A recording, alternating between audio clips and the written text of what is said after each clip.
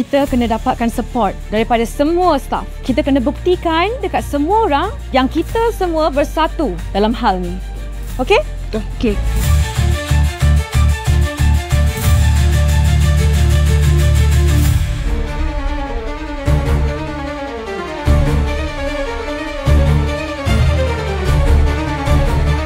Diorang ingat, diorang boleh kalahkan I.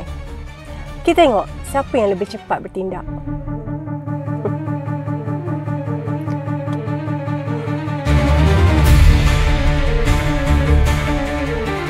Ya. Pastikan wartawan yang kita dah bayar sebarkan lebih banyak berita buruk. Ya.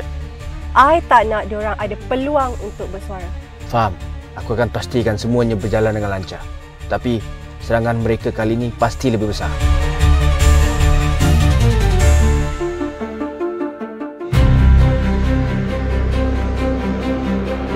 Saya tahu, sejak 2 hari lepas, korang semua terkesan dengan fitnah dan tomahan yang dilemparkan dekat restoran kita. Tempat kita bekerja, tempat kita sama-sama mencari rezeki. Bukan untuk orang lain, tapi untuk diri kita, untuk keluarga kita. So, mulai hari ini, saya nak ajak korang semua yang ada dekat sini untuk kita sama-sama hadapi cabaran ni. Sebab ini bukan sahaja tentang restoran, tapi tentang kepercayaan customer dekat kita. Ini rumah kita. So, biar kita yang jaga kita. Dia punya rumah! Dia punya rumah!